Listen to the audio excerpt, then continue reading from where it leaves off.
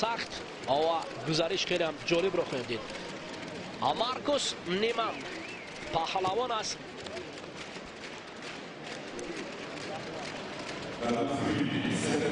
شویتسیا بر مقابل کامرانشاه اوستاپیریون میبراید. پهلوان جمهوری تاجیکستان پیراهنی وزن نکرده است. مارکوس نیمان یک سال مقدم همین جفت در همین گرانسلم دوسلدورف با هم مبارزه برده بودند. متاسفانه اون نوبت پهلوانی ما باخته بود. حالا شاید کامرانشاه اکنون قصاص گیرد. چون پهلوان استانی این رقیب را نیز در این دیدار شکست داد. حالا ناروشن است. هر دو جانب گوشتید میگیرند. مارکوس نیمان شکل دیگر هجوم های پیوسته کامرانشاه برای افتادن رقیب. مارکوس نیمان از مرکزی میدان میبراید. اولین شیدو را برای پهلوان شویتسیا رفر نشان نمیدهد. میگوید خدا گوشتی گیرید.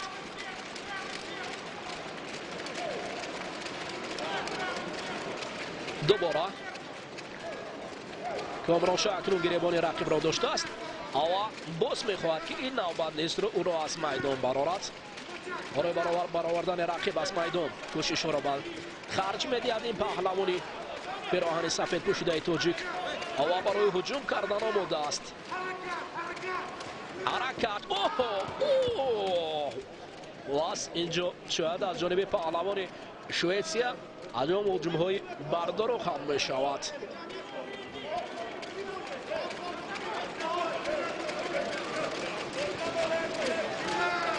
داور یک نگاه بسیار هم غزر بلند به سمت پهلوان شویتسیا دارد. کامرانشاه کارش خوب است را در اول. به هر حال باید احتیاط کند. دست و چنگال بر عرضه میزند. ببینید از سمت چپ راست هر دو طرف را پیشا میکند. کمیکات را خوبتر میخواهد گیرد. همچنین خود را از چنگال رقیب رها کردنی است. دوباره گریبان بر میزند. اما نبراید از مرکزی میدان. اینجا با فکرم نیمان مارکوس انگشت به چشم کامرانشاه زد. داور مرکز اشاره دارد برای کامرانشاه برخیز به مرکزی میدان برگرد. گوشتین گیر.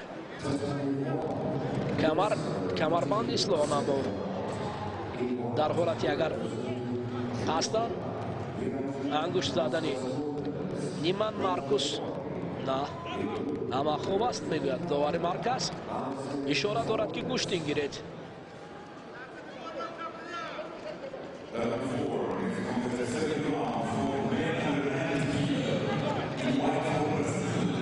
دوباره هر دو هم پای هم گریبان میگیرند. ببینید پهلوان شویتسیا هم سمت دیگر را پیشا گرفته از کامرانشاه باشد.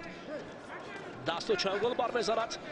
هجوم های طرفین به چشم میرسد. هر دو هم خوب گوشتین میگیرند. آنها سمت دیگر پیشا کردن به سمت دیگر سری شانه نشستند. اما پهلوان شویتسیا در حالت گرپلینگ را به کار بردنی است. اما ماته داور هر دو را دوباره از مرکزی میدان میخیزاند. برآمدن از مرکزی میدان برای کامرانشاه شیدو داور مرکز نشان داد. اما باید این شیدو انقدر تاثیر نرساند. تاثیر روی برای کامرانشاه باید گوشتین گیرد. شیوه خود را ادامه دهد. نواسته از شیدو این شیدو قدر تهدید ندارد. فقط گوشتین گرفتن او باید خوبتر باشد. سرعت بلندتر رقیب را از مرکزی میدان دور کردن هم برای او لازم است. ببینید اکنون انجام دادن اصول. حرکت کند هجوم کند پیشتر. اما از مرکزی میدان نبراید. این شکلی گوشتین گرفتن اونقدر خوش نخواهد آمد.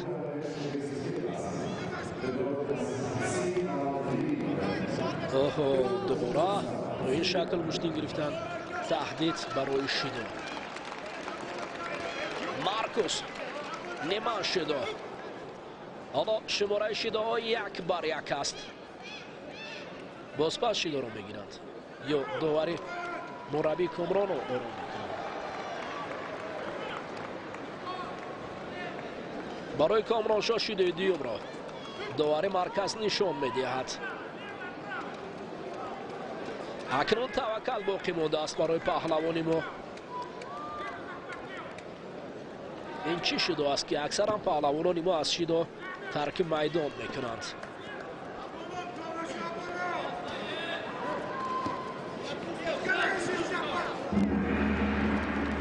اوه آنها به شکل گوشتی گرفتن باید نشان داد. نه تنها نشان داد باید عمل کرد. اوه از برای کامران شاه نیست مرکب افتاده است. ایمن مارکوس اکنون اوه یک وزری را شاید بله نه شاید بلکه به دست می آورد. صد افسوس برای کامران شاه ترک میدان است. دیگر حاجت برای خیستن از جای نیست و این باخت پهلوانی ما است. نیمان مارکوس با دوره های منبع راه می‌آورد. این علاقه شکست پای شکست است از دست این پهلوانی شویتسیا کامران شاه که دائما ترک میدان میکند.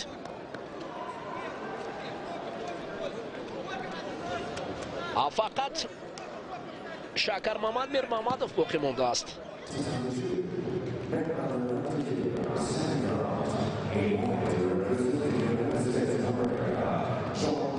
مارکوس نیمان پهلوان از شویتسیا کامران شاه متاسفانه ترک میدان میکند. این باختی است. پای هم رو به باخت آمدن معنای او را دارد که از فهرست